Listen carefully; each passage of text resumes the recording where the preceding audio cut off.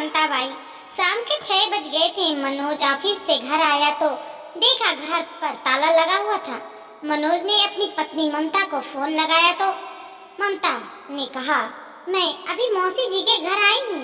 आज उनके पोते का जन्मदिन था तो बच्चों का प्रोग्राम ऑर्गेनाइज किया है। उन्होंने मुझे भी बुलाया था। चाबी मैं पड़ोसी वाले शर्मा जी के घर पर देकर आई हूँ। आप उनसे चाबी ले लेना और बच्चे मेरे साथ हैं। मैं फ्री होते ही घर पर आ जाऊंगी, कहकर ममता ने फोन काट दिया।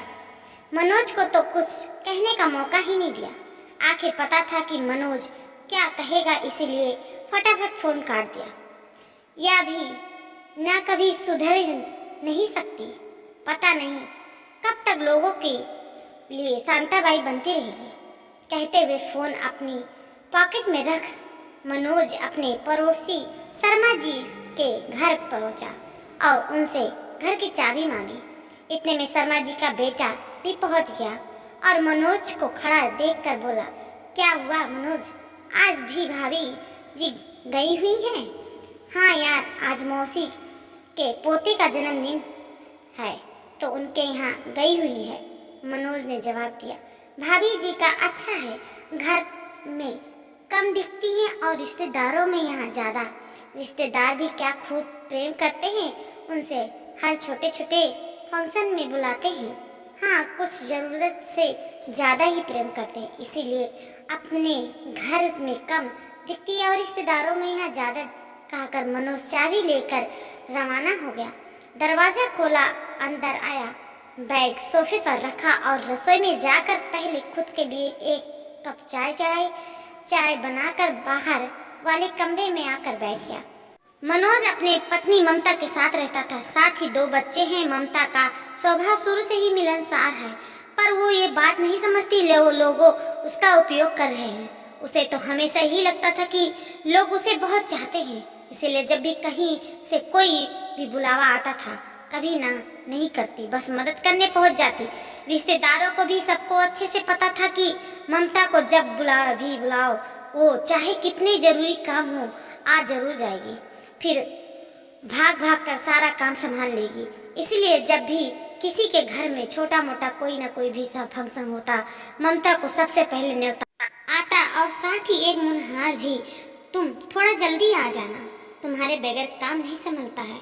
तुम्हारे आते ही घर में रौनक आ जाती है। बस ममता तो ये सुनते ही फूल कर गुप्पा हो जाती और फिर तो वो किसी के रोके ना रुकती। पर मनोज उसकी आदत से परेशान था। पहले तो भाग भाग कर काम करेगी, दूसरों के कामों में सुधारेगी और फिर बीमार होकर पड़ जाएगी। आखिर इंसान की भी कब काम करने की क्षमता होती है। फिर मनोज को ही दोनों बच्चों की भी संभालना पड़ता है और ममता को लेकर डॉक्टर के पास भागना पड़ता है। तब तो कोई रिश्तेदार संभालने नहीं आता।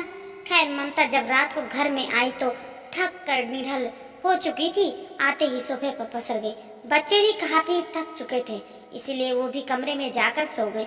सोफे पर पसर ही उसने कहा, सुनो जी, जरा सिर दर्द का दवाई ला दो ना, बहुत सिर दर्द हो रहा है, बदन भी टूट रहा है, बहुत थक गई हूँ मैंने तुमसे कितनी बार कहा है, जितना काम होता है उतना ही किया करो। दूसरे की घर की शांताबाई बनने का शौक चढ़ा है तो तुम्हें अब कर ली ना तबीयत खराब। मनोज ने थोड़ा गुस्सा दिखाते हुए कहा, अरे तो अब मैं भी क्या करूं, मौसी जी ने न्योता मुझे पहले ही दे दिया था।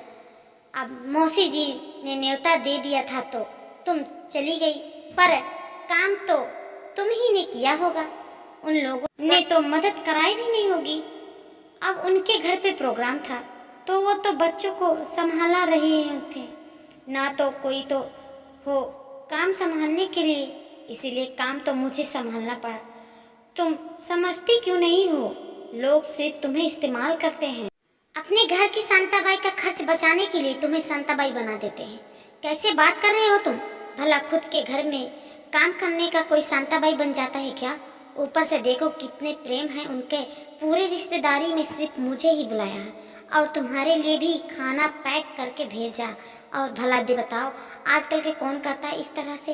तुम्हारा खाना तुम ही खाओ, मैं मैंने तो खिचड़ी बनाकर खा लिया, कहकर मनोज उठकर ममता को सिर दर्द की दवाई लाकर दे दिया। दवाई लेकर ममता वही सोफे पर सो गई तो मनोज ने उसे चद्दर लाकर उड़ा दिया और खुद बच्चों के पास आकर लेट गया। पर मनोज को बहुत बुरा लग रहा था। आखिर रिश्तेदार उसकी भोली भाली पत्नी को बेवकूफ़ बनाते रहते थे और वो बन भी जाती थी। इसकी कोई ना कोई तो उपाय निकालनी ही पड़ेगी, वरना यूं ही जिंदगी भर दूसरे की शांताबाई बनकर काम करती रह जाएगी। खैर सुबह तक ममता ठीक हो गई। जब मनोज उठा तो वो रसोई में काम कर रही थी। मनोज ऑफिस के लिए तैयार हो गया। तब ममता ने उसे नाश्ते परोसा दिया। साथ ही उसने मौसी जी के यहाँ से आई हुई मिठाई मनोज को परोसी तो मनोज ने उसे घूर कर देखा। तब ममता बोली, क्या छोटी छोटी बातों को दिल पर लगा लेती हो? जाने दो ना। मौसी जी को देखो कितना प्रेम है हमसे, उन्होंने तुम्हारे लिए खास कर मिठाई भिजवाई है। ये तुम हमेशा जो प्रेम की बिगुल बजाती रहती हो कि सभी रिश्तेदार तुम्हें बहुत चाहते हैं, या तुम्हारी गलत फैमिली है, तुम समझती क्यों नहीं हो? ओहो, फिर वही बात लेकर बैठ गया क्या? फिर वही बात लेकर बैठ गया। तुम्हें पता नहीं क्यों लोगों के घर के शांताबाई बनने का शौक चढ़ा है, जो उनके घर के काम संभालती रहती हो। अरे वो तो उन लोगों के प्रेम है मुझसे, इसलिए मुझे बुलाते हैं, वरना मजाल है कि पूरी रिश्तेदारी में किसी और को बुला ले। अच्छा, सच कह रही हो? और नहीं तो क्या, चलो आज तुम्हारे प्रेम को आजमा कर भी देख लेते हैं। ममता ने हैरान से मनोज की तरफ देखा। तुम्हें सिर्फ एक काम करना है, जरा अपने इस सभी प्यारे प्यारे रिश्तेदारों को फ़ोन लगाकर कहो तुम्हें ज़्यादा नहीं, सिर्फ 10,000 रुपये की ज़रूरत है। देखते हैं तुम्हारे रिश्तेदारों में कौन कौन आकर तुम्हें पैसे देकर जाता है। अरे पर मुझे पैसे की ज़रूरत कहाँ है जो उन लोगों से पैसे मांगूं? और वैसे भी रिश्तेदार मुझे बहुत चाहते हैं, मेरे मदद के लिए तो हमेशा आगे ही आ जाएंगे। अच्छा, इतने कॉन्फिडेंस है? चलो एक बार सिर्फ मेरे कहने पर अपने इन सभी प्यारे रिश्तेदारों को फ़ोन करो, वो भी मेरे सामने, और कहो बच्चों की फीस के लिए अभी 10,000 रुपये की ज़रूरत है। तुम्हारे प्रेम किस किस से है सब पता चल जाएगा। आखिर मनोज ने चैलेंज करने पर ममता ने एक एक करके सभी रिश्तेदारों को फ़ोन किया। पहले तो सब ने खुशी खुशी फ़ोन उठा लिया, लेकिन जैसे ही पता चला कि ममता पैसों की ज़रूरत है तो कुछ ने बहाने किया, अभी तो पैसे ही नहीं, आज ही बच्चों की फीस जमा करे हैं, कल ही दूध वालों को बिल चुकता किया है, कुछ ने तो न सुनाई देने का बहाना किया। यहाँ तक मौसी जी ने जवाब दिया कि कल ही बच्चे की जन्मदिन मनाया है तो पैसे उसमें खर्च हो गए। किसी भी रिश्तेदार ने ममता को पैसे देने से हाँ नहीं किया, सिर्फ एक दो खास रिश्तेदार बंदोबस्त करने के कहा पाए। सबकी बात सुनकर ममता शॉक्ड रह गई। तब मनोज ने कहा, आज के समय में 100 में एक कोई दो लोग होंगे कि तुम्हारे लिए हाँ करेंगे, बाकी सिर्फ तुम्हारे इस्तेमाल करते हैं। अभी भी वक्त है, संभल जाओ। तुम मेरी पत्नी हो, किसी की शांताबाई नहीं, इसलिए तुम्हें देखकर मुझे दुख होता है।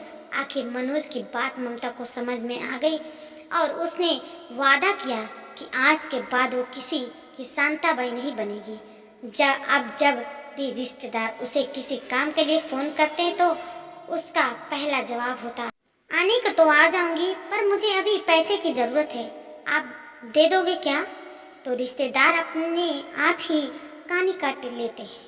अब तो अलार्म ये हो गया कि रिश्तेदारों ने किसी काम के लिए ममता को फ़ोन करना ही बंद कर दिया। जी हाँ दोस्तों, हमारी स्टोरी अच्छी लगे तो ढेर सारा लाइक से सब्सक्राइब करिए और कमेंट में ज़रूर बताइएगा हमारी स्टोरी कैसी लगी। धन्यवाद।